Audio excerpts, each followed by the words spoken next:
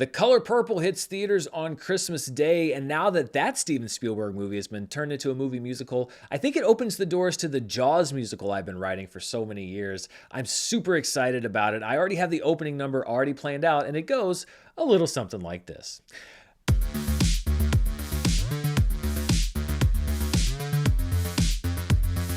This video is brought to you by Stamps.com. Go to Stamps.com and enter promo code Murrell for a special offer, and stay tuned after this review for more info.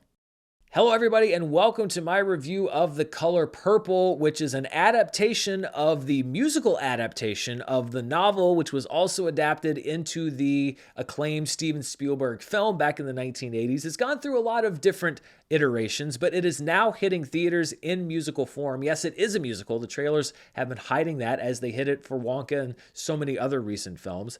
The Color Purple is from director Blitz Bazawule, who made a splash in 2020 directing Black is King alongside Beyonce. The original movie, of course, was directed by Steven Spielberg back in 1985, based on the book by Alice Walker, which was published in 1982. And the original Color Purple was the breakout vehicle for Whoopi Goldberg and Oprah Winfrey. Spielberg's original The Color Purple went 0 for 11 at the Academy Awards. I think that ties for an all-time record. It is an achievement that this version of The Color Purple probably has no interest in replicating, and honestly, I think it has a good shot at accomplishing what the original film wasn't able to do. The Color Purple follows the life of Celie, played as an adult by Fantasia Barrino, a black woman in the early 1900s stuck in an abusive marriage to the despicable Mr., played by Coleman Domingo, stepping into Danny Glover's shoes from the original film. Celie's life is changed through the women around her, including her daughter-in-law Sophia, played by Danielle Brooks, reprising her Tony-nominated role from the Broadway revival, and Shug Avery, a traveling blues singer, played in the movie by Taraji P. Henson. By coincidence, I happened to re-watch The Color Purple earlier this year for a Spielberg project that is still sort of in development. It's kind of a big undertaking, and I was actually reminded of just how great that movie is. Celie's plight is harrowing, and the film's casting and production value was top-notch. It's actually really smart, if you're going to do this movie for a new generation, to mount it as a musical version, because I don't see how you could do a dramatic version of the movie and in any way top the original. It still holds up after so many years, with a couple of caveats, including some regrettable self-censorship when it comes to Celie's sexuality. I'm a fan of musicals, but I've actually not seen The Color Purple on stage and hadn't really heard any of the music. I thought that the music was good, but the performances were great, and it's because they recruited for this film a cast of incredibly talented actor, singer, performers. Taraji P. Henson is probably the closest to movie star casting that we have in the film, and she does well in her role, but by having stage actors who appeared in the musical like Fantasia Barrino and Danielle Brooks, you allow actors who already have a grasp on their roles to enhance their performance, bringing even richer nuance to characters that they're already comfortable with. The supporting cast, which also includes Corey Hawkins, Halle Bailey, Anjanou Ellis, Louis Gossett Jr., and David Alan Grier, all slot nicely into their roles. There is no miscasting like we saw, for example, in The Producers. I love the musical The Producers. I did get a chance to see that one on stage. The movie version was severely hamstrung by what seemed like a need to cast stars in some of the roles, like Will Ferrell and Uma Thurman, and it just didn't match up. It wasn't a good fit. You don't have that with The Color Purple. It feels like these are the best performers for these roles. The transition from stage musical to film is tricky, and there are as many movies that have failed doing it as have succeeded. Generally, I think this movie succeeds. My biggest criticism would be the staging. It is not really allowed to be cinematic enough in enough places. Sometimes it takes real flights of fancy, and the movie really kind of soars when it's allowed to sort of break that stage convention. But a lot of times it feels almost too confined, like the director wanted to shoot the musical and not shoot the movie version of the musical. So I wish it had opened up just a little bit more and embraced the possibilities of what you get cinematically. And I think that because you have to make room in the runtime, unless you want to make a 3.5-hour movie, which I guess you could do, but for economic reasons, I think the studio probably didn't want to do. I do think that the story through the first 2 acts really kind of gets short shrift. Celie's story, as I mentioned, when you look at it in the original, and I haven't read the book, I would like to read the book, is so just perilous, and you fear for her, you worry for her, you get to know the characters very well, you get to know them very intimately.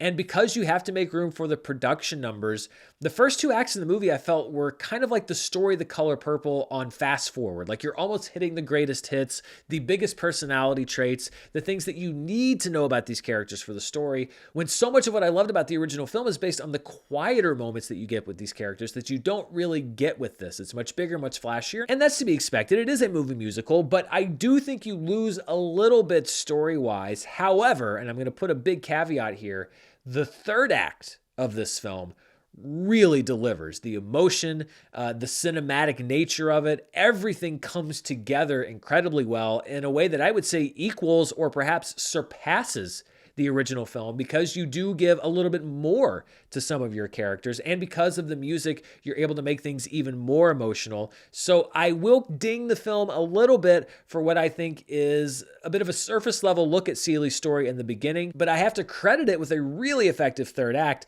that I think will have a lot of people leaving the theater with their Kleenex and with their handkerchiefs and not really thinking about those first two acts. Whoopi Goldberg and Oprah Winfrey were both Oscar nominated as Ceely and Sophia in the original film, and Fantasia Barrino and Danielle Brooks, I think, are both worthy and perhaps likely to repeat that achievement. I watched American Idol many years ago, back when Fantasia Barrino was competing, and when I heard that she was in this film, I just assumed that she had done other acting work in the intervening years that I'd missed. This is actually her major film debut, as it was for Whoopi Goldberg, and she absolutely crushes this role. Not just the singing, we all know that she can sing, but the acting as well. This is an incredibly impressive performance. Acting can be taught, but talent is something you're born with, and Barrino is a natural talent, as is Danielle Brooks, who plays Sophia. This is a show-stopping role that requires broad comedy, heartbreaking grief, musical chops. She's able to deliver all of this. It's the kind of performance that could well make her not just a nominee, but perhaps the front runner for the Best Supporting Actress Academy Award. It's similar in many ways to what Ariana DeBose was able to just do with West Side Story and stepping into a supporting role in a musical and winning where Rita Moreno was also able to win the Academy Award. Oprah Winfrey did not win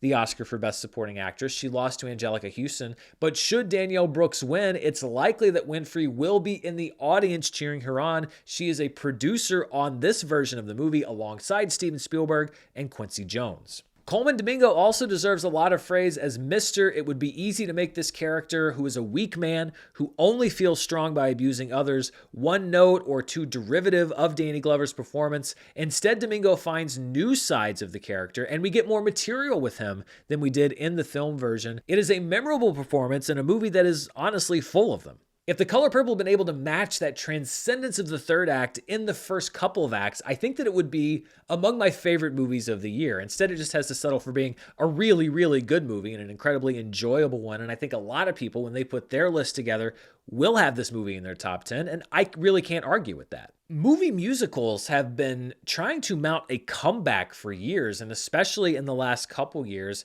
with not a whole lot of box office success. Now, if The Color Purple is able to do this and succeed, then perhaps it will crack the door open for other musicals to make a return to the screen at a time where perhaps the box office and the audience are looking to fill that void as the comic book era seems to sort of cool down. And I'm a fan of that. I love musicals, and if even more people could see them on the big screen and hear these great songs and experience these great characters, then I think that's a win for everybody. So on my personal scale, I am giving The Color Purple a solid rating in the it's good range. There are some fantastic performances in this film, and as I said, one of the best endings for any movie this year. And it gets an absolute recommendation from me. It comes out here in the United States on Christmas Day, which is Monday, so you can catch it starting early next week. Are you excited to check it out? Let me know down in the comments below. And before we go, I want to thank the sponsor for this video, Stamps.com. We are in the final crunch of the holiday shopping season, and it's very possible that you still have some last-minute gifts to send. Why stress out with the holiday traffic and long lines at the post office when you can send your packages right from home with Stamps.com? Stamps.com is your own personal post office. All you need is a computer and printer, and you can leave that scale off that letter to Santa because they'll provide one for you. And with the Stamps.com mobile app, you can take care of all of your orders and schedule package pickups on the go. Stamps.com Stamps.com has been helping customers save time and money during the holidays for 25 years with easy access to USPS and UPS services and premium rates for all of your postage needs. Why make the holidays even harder when Stamps.com can help share the workload? And if you're looking for the perfect gift for somebody who sends a lot of stuff, maybe a small business owner, Stamps.com is a great resource. They provide carrier discounts up to 84% off USPS and UPS rates, and Stamps.com automatically tells you your cheapest and fastest shipping options. Give your business the gift of Stamps.com so your mailing and shipping is covered this holiday season. Sign up with promo code Murrell for a special offer that includes a 4-week trial plus free postage and a digital scale. No long-term commitments or contracts. Just go to Stamps.com, click the microphone at the top of the page, and enter code Murrell. Thanks to Stamps.com for sponsoring this video, and thank you for watching. Be sure to stay tuned right here. Charts with Dan will be out later this afternoon. The embargo dropped at the time that I usually upload charts, so charts will be out later today. And I also have reviews for Maestro and some other films coming out later this week, including Aquaman and also Rebel Moon from Zack Snyder. So a busy week here on the channel. Thanks so much for spending part of your day here with me. Until next time, stay safe, and I'll see you then. Bye.